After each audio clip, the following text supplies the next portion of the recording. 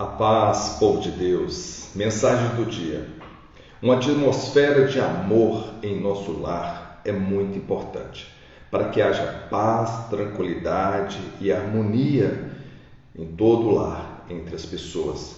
Então, que você possa a cada dia buscar entre os membros da sua família, dentro da sua casa. Quando a gente fala de casa também, dentro do seu trabalho, no ambiente onde você está, que você possa levar amor para que haja paz, tranquilidade e harmonia entre todos aqueles que têm contato com você, que está ali diante de você, seja no trabalho, seja em casa, mas mantenha o amor, a harmonia, a paz dentro da sua casa. Amém? Essa mensagem para você, para que você possa ir bem. E o amor é o princípio de todas as coisas, né? O amor é o princípio da comunhão com Deus, da relação harmoniosa com os nossos irmãos, ainda mais com as pessoas que convivem diariamente com a gente, seja seu filho, sua esposa, seu marido, seus pais. Mantenha esse lar cheio de amor, mantenha essa atmosfera de amor na sua casa. E hoje nós estaremos vendo Êxodo 27. Nos capítulos anteriores nós vimos que as orientações de Deus dadas para Moisés para que pudesse construir o tabernáculo, o lugar onde que Deus iria se fazer presente no meio do seu povo. E aqui no versículo 27, Deus então vai dar as orientações seguintes sobre a construção desse tabernáculo. A paz, Maíra, todos aqueles que estão conosco nesse propósito de fé 365. Hoje, domingo, estamos abrindo com Êxodo 27. Eu sei que Deus tem muito para poder comunicar, falar ao seu coração nessa manhã. Bom dia, minha querida, bom dia a todos. Bom dia a você, povo de Deus, povo lindo de Deus, que Deus ama demais. Que você possa manter-se nesse propósito, independente das dificuldades, independente da correria do dia a dia. Tira um tempinho para você poder estar diante do Senhor em oração, meditando na palavra ou assistindo esse vídeo. Esses vídeos eles são publicados nos nossos canais, nas nossas redes sociais, no Instagram, no Face e no nosso canal do YouTube. Então você tem a oportunidade de assistir, de rever, de anotar, de fazer reflexão, de buscar estudar mais e mais a palavra de Deus. Vamos lá? Êxodo 27, Rosa. Que Deus abençoe a sua vida, que Deus abençoe o nosso dia, que Deus abençoe o início dessa semana, que essa semana seja uma semana de bênção para todos nós. Farás também o altar de madeira, que agora Deus dando orientação sobre como seria o altar de madeira, que fica no lugar santo. Farás também um altar de madeira, 5 côvados.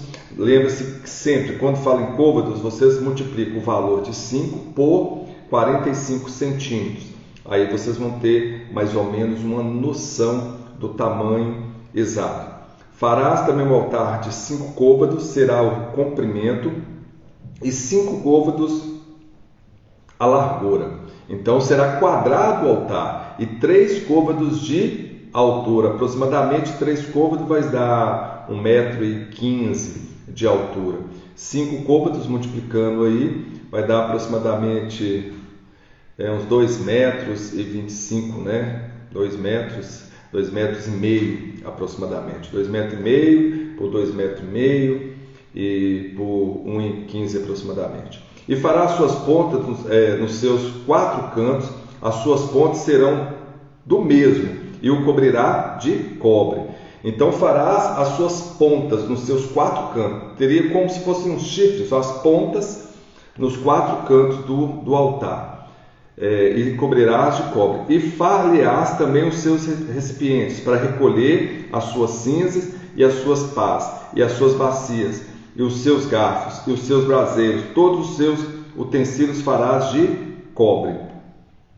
E lhes far-lhe-ás também um crivo de cobre em forma de rede, e farás a esta rede 4 argolas de metal nos seus 4 cantos.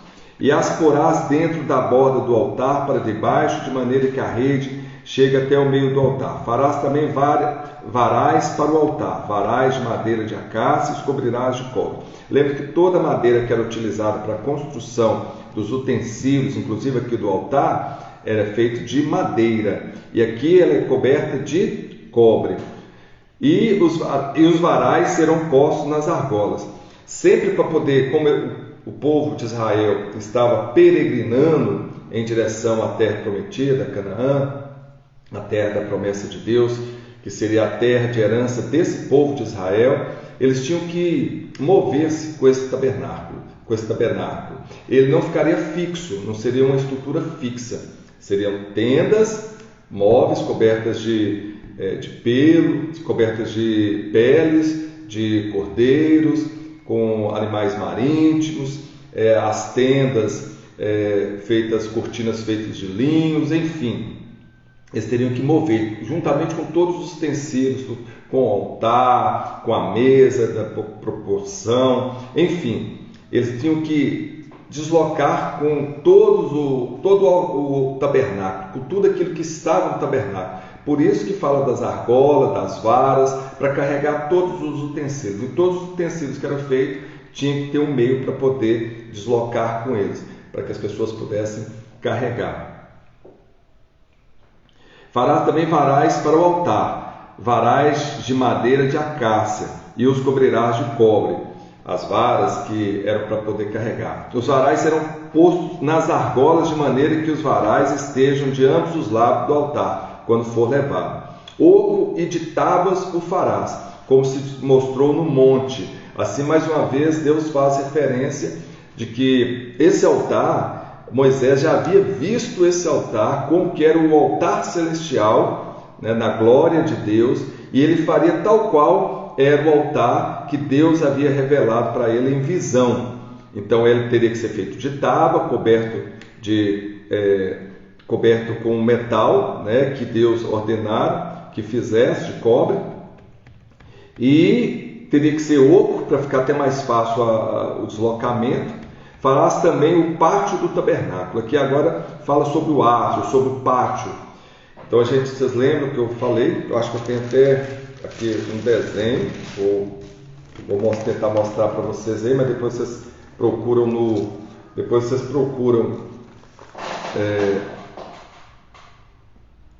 Google aí, na internet. Aí nós temos aqui o pátio todo, né? Aqui é o pátio, onde havia o local era de sacrifício, o do holocausto, uma pia. Aqui nós temos o lugar santo e o lugar santíssimo, onde se colocava a arca da aliança, e dentro da arca, você sabe, as pedras, a vara de Arão, o vaso com o maná. Aqui está o desenho do pátio, né, todo cercado. Aqui está o altar do holocausto e a tenda da congregação, que é o tabernáculo, né? Então, só para vocês terem noção aí do tamanho, da dimensão, como que era, para vocês terem uma ideia aí. Então aqui fala: farás também o pátio do tabernáculo ao lado meridional, que dá para o sul. O pátio terá as cortinas de linho fino torcido. O comprimento de cada será de 100 côvados, ou seja, o comprimento de cada lado aqui de 100 côvados, aproximadamente o que? 45 metros. Também as suas 20 colunas, as suas 20 bases serão de cobre.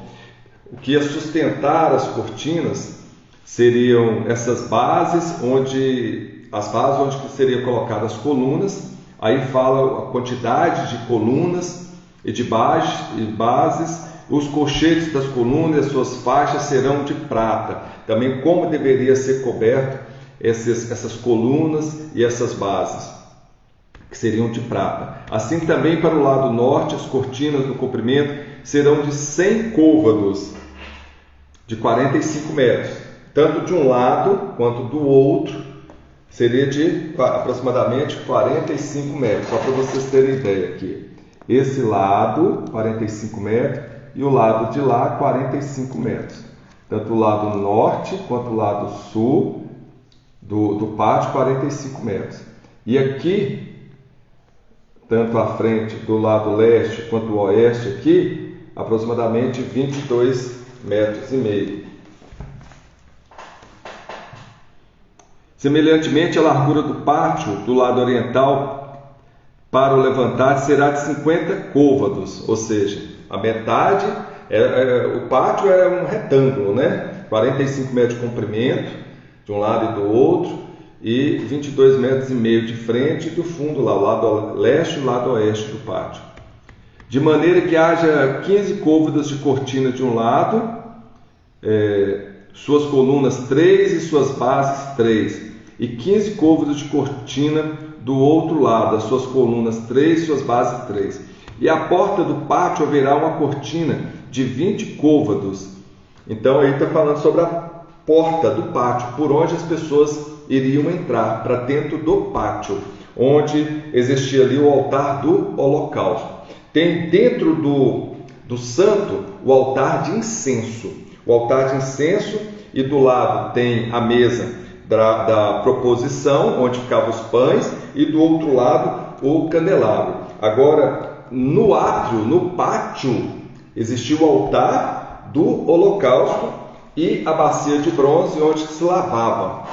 Os sacerdotes lavavam as mãos. Estamos aqui então falando que há uma porta, essa porta da tenda, né, do átrio, onde tem aqui à frente o altar do holocausto, a pia de bronze, o lugar santo onde tem a mesa da proposição, o candelabro do lado, a mesa de proposição no outro, o altar mesmo de frente para o lugar santíssimo, onde estava a arca com as tábuas. Então aqui só para vocês continuarem tendo noção e ideias de como que era a estrutura desse pátio. E aqui fala então, a porta do pátio haverá uma cortina de 20 côvados.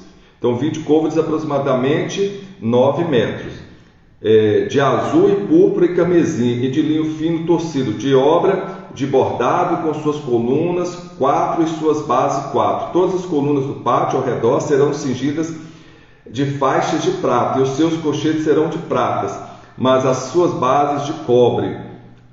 O comprimento do pátio será de 100 côvados, nós falamos, né, de 45 metros, e sua largura, no caso, o lado, de 50, e a altura de 5 côvados, aproximadamente 2,25 metros de altura. Seria as cortinas, né, que iriam isolar todo o pátio, o átrio, da parte externa. E a altura de 5 côvados, as cortinas serão de linho fino torcido, mas as suas bases serão de cobre. No tocante a todos os vasos do tabernáculo, em todo o seu serviço, até todos os seus pregos e todos os pregos do pátio serão de cobre. Então, todos os utensílios para a construção do pátio seriam de cobre e seriam de prata, feito de cobre e de prata, de acordo com as ordenanças do Senhor. Tu, pois, ordenarás aos filhos de Israel que te tragam azeite puro de oliva. Para que é esse azeite puro de oliva? Para o incenso, né? Desculpe, para o candelabro, para que pudesse acender a luz do candelabro, para que pudesse a chama do candelabro, a luz do candelabro estar acesa constantemente. Então o azeite era para poder, para o candeeiro, né? Para que pudesse ficar aceso constantemente, para fazer arder as lâmpadas continuadamente, não poderia apagar essas lâmpadas. Então era feito do azeite puro, colocava o azeite para que pudesse queimar ali no candeeiro. Na tenda da congregação, fora do véu que está diante do testemunho, Arão e seus filhos as porás em ordem, desde a tarde até amanhã, perante o Senhor, e será um estatuto perpétuo para os filhos de Israel pelas suas gerações. Ou seja, a luz deveria estar acesa, as chamas do candeeiro deveriam estar acesas continuadamente, durante todo o dia. Isso para simbolizar o quê? A presença de Deus nesse lugar, a luz do Senhor nesse lugar, que o Senhor pudesse fazer presente nesse lugar. Cada um desses utensílios ele tem uma simbologia muito grande, igual, por exemplo, os pães da proposição, que significa o sustento de Deus a esse povo, que Deus sustentava o povo de Israel diariamente. O candelabro, a luz que tinha que estar acesa continuadamente, perpetuamente, para indicar a presença de Deus, a luz de Deus, o Espírito de Deus no meio do povo, e ela está acesa, assim como a luz do Espírito Santo, como a presença do Espírito Santo se faz presente em nossas vidas diariamente, assim deveria ser esse candeeiro, né, onde colocava-se o azeite. E o altar de incenso representa o nosso momento de oração, de oferta ao Senhor, onde nós devemos ofertar o nosso coração ao Senhor em oração. Então, momento de oração, que nós possamos estar em constante oração com o Senhor. O Santo dos Santos, onde que tinha a Arca da Aliança e onde se fazia a oferta do sangue do Cordeiro uma vez por ano, ali entre os querubins, na tampa, onde se fazia a expiação dos pecados do homem, é o local de comunhão com Deus, que representa o quê? Onde só o sumo sacerdote podia entrar. Ontem nós falamos, no vídeo anterior, nós falamos sobre isso, ressaltamos muito a importância da presença de Deus, da comunhão com Deus, que Jesus, o tabernáculo vivo que veio à terra, ele abriu o caminho, ele que era o caminho, a verdade, a vida, representando a porta que liga o exterior ao pátio, a porta que liga o pátio ao lugar santo e a porta que liga o lugar santo ao lugar santíssimo. Ele era o caminho, a primeira porta, a verdade, a segunda porta, e a vida, a terceira porta. Então Jesus vai, quando ele morre, o véu que separava o lugar santo do santíssimo se rasga, ele se parte, e Jesus, ele entra no lugar santíssimo, na presença de Deus, e oferece o seu sangue para a expiação dos nossos pecados. Então ele é o nosso sumo sacerdote. Então cada um desses utensílios, o próprio tabernáculo, a tenda da congregação, onde se reunia Deus com o seu povo, com o sacerdote, com o sumo sacerdote, representa o quê? O lugar onde Deus habita no meio do seu povo. Representa que, a partir do momento que Jesus rasga o véu e oferece o seu sangue para a expiação dos nossos pecados, não temos mais separação entre nós e Deus. Nós estamos agora diante de Deus, face a face com Deus, porque Jesus abriu esse caminho. Jesus passou pelo caminho, pela porta que nós deveríamos passar, pela outra porta do lugar santo, que é a verdade, e pela outra porta do lugar santo, para o Santíssimo, que é a vida. Então Jesus nos orienta no caminho, Jesus nos dá a verdade, Jesus nos dá a vida, quando Ele abre esse caminho através do seu sacrifício. Ele, o tabernáculo.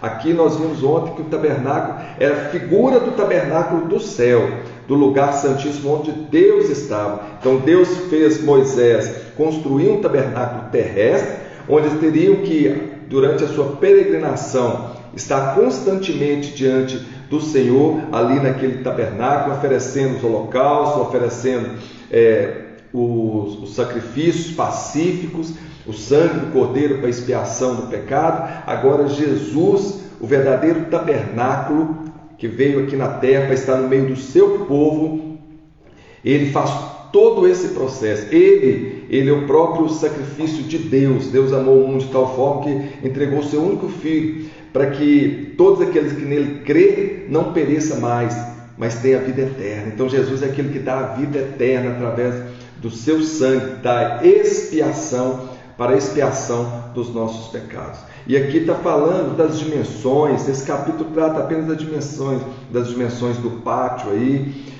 como deveria ser o comprimento, as laterais, a frente, a porta, como deveria ser construído. Mas esse tabernáculo terrestre, ele é a figura do tabernáculo dos céus, que Deus deu a visão a Moisés para que visse em mínimos detalhes, mas ele também prefigura o próprio Cristo que veio na terra. E hoje, depois do sacrifício de Cristo, esse tabernáculo somos nós. Então, houve um processo aí para que as pessoas pudessem entender que Deus estaria continuadamente no meio do seu povo, através desse tabernáculo terrestre que foi construído, depois, através do sumo sacerdote, que é o próprio Cristo Jesus, que foi o tabernáculo vivo, que esteve no meio do seu povo, e onde o sacrifício foi ofertado através do seu sangue para a remissão dos nossos pecados. E quando Cristo foi ao Pai, está à direita do Pai, Ele então faz presente em nossa vida através de nós. Nós passamos a ser o tabernáculo de Deus, o templo do Deus Altíssimo, onde Deus habita, onde o Espírito Santo de Deus se faz presente. O candeiro e a luz que nunca se apaga é o próprio Espírito Santo que está em nós, que vive em nós. A palavra de Deus fala para nós refletirmos a imagem de Deus, refletir na luz de Deus, que nós somos chamados para ser luz nesse mundo. Então que nós possamos refletir essa luz continuadamente, que nós não deixemos apagar o fogo do Espírito Santo em nós, a luz do Espírito Santo em nós, a presença de Deus em nós, que possa se fazer presente, que nós possamos a cada dia, nós somos chamados a cada dia para poder estar aqui na terra como Cristo esteve. Então nós somos chamados a ser cristão, para poder refletir a imagem de Deus, para poder ser luz nesse mundo, para poder ser instrumento de Deus aqui para todos os povos, para todos aqueles que ainda não conhecem Deus. Então nós somos chamados a ser cristãos, a refletir a imagem de Cristo aqui na terra. Ser cristão não é simplesmente eu professar minha fé em Cristo, falar eu creio em Jesus, porque até Satanás crê em Jesus, até Satanás crê que Jesus existe. Mas não é simplesmente só professar a sua fé, é viver a sua fé em Cristo Jesus. Como nós falamos inicialmente na mensagem sobre o amor, que é o principal mandamento da lei de Deus é amar. Amar a Deus sobre todas as coisas, colocar Deus em primeiro lugar, porque quando a gente coloca Deus em primeiro lugar, todas as outras coisas lhe serão acrescentadas, diz a palavra do Senhor. Então, se nós buscamos a Deus, nós já temos tudo aquilo que nós precisamos, porque Deus é o provedor, Deus é que nos sustenta, Deus que nos mantém, Deus que nos orienta, Deus que nos exorta, que nos motiva, Deus que nos conduz para o caminho certo. Mas também Deus fala para amar o próximo como nós mesmos, porque o próximo reflete o que? A imagem de Deus aqui na terra. O próximo é o tabernáculo de Deus também, assim como você somos o tabernáculo de Deus aqui na terra, onde Deus se faz presente em nós. O nosso irmão também é o tabernáculo de Deus. Ele reflete a imagem de Deus. Ele, como cristão, ele é chamado para ser a continuidade de Cristo aqui na terra, dos exemplos de Cristo, aquilo que Cristo mostrou. Cristo foi um modelo para que nós possamos seguir esse modelo, para que nós possamos ser cristãos, verdadeiramente cristãos. Nós devemos amar o próximo como a nós mesmos, nós devemos amar a Deus sobre todas as coisas. E isso resume todos os mandamentos, diz a palavra do Senhor, resume todos os mandamentos. Então, você é o tabernáculo de Deus aqui, onde que Deus construiu com as suas próprias mãos, em mínimos detalhes, assim como Deus fala para Moisés os detalhes, mínimos detalhes da forma com que ele queria que esse tabernáculo fosse construído, para indicar que você foi construído, você foi feito à imagem e semelhança de Deus. Você foi feito com muito amor, em mínimos detalhes, porque Deus sabia que um dia Ele iria habitar em você. Por mais que nós erramos, por mais que nós nos separamos de Deus ali no Jardim do Éden, quando Adão e Eva pecou, quando contrariou a vontade de Deus, quando errou o alvo, ali fomos separados da comunhão de Deus. Mas Deus já estava preparando o Cordeiro, o verdadeiro tabernáculo, que iria novamente nos unir a Deus. Então, através do primeiro Adão, nós fomos separados, nós pecamos. Mas pelo segundo Adão, que é Jesus Cristo, nós fomos unidos novamente por Deus. No primeiro Adão, o pecado entrou no mundo. Pelo segundo Adão, Jesus Cristo, o tabernáculo vivo que desceu dos céus, nós fomos unidos ao Pai. Nós que éramos filhos da ira por causa do pecado, o salário do pecado é a morte. Agora, através do segundo Adão, o tabernáculo vivo que desceu dos céus, nós somos chamados de filhos de Deus. Ele pagou o preço para a remissão dos nossos pecados. E o preço deveria ser com o quê? Com o derramamento de sangue, com a própria vida. E o que representa a vida? O sangue. Por isso que Jesus derramou o seu sangue e subiu aos céus e no lugar santíssimo ofereceu ao Pai como sacrifício para a remissão dos nossos pecados. No tabernáculo terrestre, onde deveria fazer ofertas, onde deveria estar aspergindo o sangue do Cordeiro ali no propiciatório para uma vez por ano, para a remissão dos nossos pecados, Jesus entra no lugar santíssimo com seu próprio sangue e oferta como sacrifício vivo por mim e por você. E a partir desse momento ele abre, rasga o véu e te coloca diante de Deus. Hoje você está na presença de Deus porque Jesus, o caminho, a verdade, a vida, ele nos levou até o Pai. E ele fez o contrário do que o primeiro Adão fez. Pelo pecado fomos separados de Deus. Jesus, pelo seu sacrifício, pelo seu sangue, fomos novamente unidos a Deus. Agora como filhos de Deus. Amém?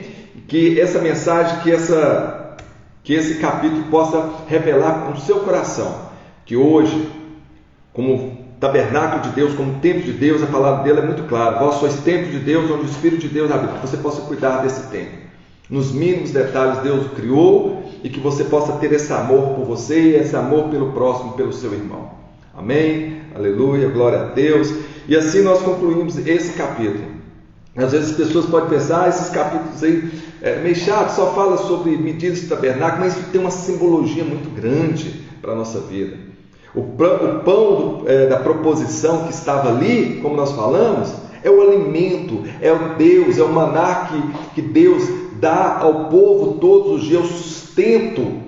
É o próprio Cristo Jesus, porque ele próprio Cristo fala, eu sou o pão da vida. Esse pão que estava na mesa da proposição. Jesus, a palavra de Deus em João 1 fala que a luz veio ao mundo, mas o homem amou mais as trevas do que a luz. O candeeiro aceso diariamente representa o próprio Cristo. Então tudo aponta para o Cristo. O sangue, o sacrifício, o altar do holocausto, o altar do incenso, tudo aponta para Cristo. Ele foi o sacrifício vivo. Amém? Então vamos sempre pensar em que tudo que tem na palavra do Senhor, ter no nosso coração, que tudo isso aponta para Jesus Cristo. E quando aponta para Jesus Cristo, aponta para a nossa salvação, aponta para a expiação do nosso pecado, nos aponta para nos tornarmos, a partir de Cristo Jesus, filhos de Deus, co-herdeiros em Cristo, para a glória do Senhor. Amém? Que nós tenhamos um dia abençoado, uma semana abençoada. Vamos orar. Ó Deus Pai Todo-Poderoso, agradeço por essa mensagem que o Senhor tem trazido aos nossos corações, que nós possamos, Deus, continuadamente manter acesa a luz do Seu Espírito Santo em nós, Pai. Que nós possamos refletir a Tua luz ao mundo, que nós possamos ser espelho, modelo de Cristo aqui na terra, Pai. Que nós, tabernáculo do Senhor Altíssimo, que se faz presente em nós, que nós possamos, Senhor, amar o próximo, Pai. Porque Ele também é o Senhor, representa o Senhor aqui, a luz do Senhor. Ele, como cristão, também é Cristo no meio de nós, Pai. Porque o Senhor se faz presente em cada um de nós. Que nós possamos amar, respeitar, honrar o Senhor a todo momento, amando o próximo como a nós mesmos. Que nós possamos ver no próximo a imagem de Cristo. Que nós possamos ver no próximo a presença de Cristo também. Porque somos todos tabernáculos de Cristo aqui na terra. E a palavra de Deus fala, ai daquele que destruir esse templo. Por isso que a palavra de Deus fala, não matarás. Porque quando você mata alguém, você está destruindo o tabernáculo de Deus aqui na terra. Está destruindo o Deus que se faz presente ali nesse tabernáculo. Você está destruindo o tabernáculo onde Deus se faz presente. Isso é terrível. Então, nós tenhamos consciência do amor, da misericórdia de Deus, da santidade de Deus, da graça de Deus, e de quanto que Deus nos vê, quando Deus olha lá, né? Vamos fazer essa figura de Deus olhando por cima dos céus, porque Deus está em todos os lugares, Deus habita em mim, habita em você, Deus está na criação, Deus está em tudo que existe, Ele é onipresente. Quando Deus nos vê de fora, Ele não vê mais o pecador, Ele não vê mais o pecado em nós, porque através da cruz, do sacrifício de Cristo, através do sangue de Cristo, Ele vê filhos, Ele vê o lugar onde Ele pode habitar, e Deus habita em cada um de nós. Todos aqueles que estão em Cristo Jesus somos então templo do Deus Altíssimo. Amém? Que Deus possa nos dar uma semana abençoada, que nós possamos a cada dia mais buscar essa comunhão, essa presença de Deus em nós, que nós possamos refletir a imagem de Cristo aqui na terra, porque Deus nos chama para ser luz nesse mundo, e que esse candeeiro, essa luz nunca se apague em nós. Amém? Até o nosso próximo PDF. Hoje nós estamos no PDF 57, já são 57 dias na presença de Deus, levando a palavra, seja através do nosso Face, do Instagram, no nosso canal do YouTube, Dr. Eros do Mourão, Uma Nova Consciência. Vai lá, gente, deixe o seu comentário, compartilhe, acione o sininho para receber as novas notificações, para que todos os dias, quando nós publicarmos algo, você possa receber imediatamente. E quando você curte, quando você deixa um comentário, você está ajudando também a expandir, a aumentar mais ainda esse canal de bênção para a vida de muitas pessoas. E que essa mensagem possa alcançar todos os corações que buscam o Senhor e que querem, têm desejo de estar na presença de Deus, que querem que Deus se faça presente na vida dele. Amém? Até amanhã e quarta-feira, às 19 horas, tem live, viu, gente? Então começa aí a divulgar, começa a compartilhar lives para o seu autodesenvolvimento, para o seu autoconhecimento, para a gestão emocional, para que você possa sair do estado, da condição que você se encontra hoje, para um lugar muito maior, que é onde Deus quer te colocar. Deus quer o melhor para a sua vida. Estamos aqui para ser canal de bênçãos também para a sua vida, para espelhar Cristo, refletir Cristo, para ser luz desse mundo. E luz significa conhecimento. Conhecereis a verdade vos libertará. Nós somos assim, então, esse instrumento de Deus para levar luz ao mundo, levar conhecimento. E que esse conhecimento possa te libertar da condição limitada que muitos se encontram para uma condição de um nível muito melhor. Porque o melhor dessa terra Deus preparou para você. Até o nosso próximo PDF. Até amanhã, às 6 horas da manhã. Ficamos por aqui. Tenha um bom dia.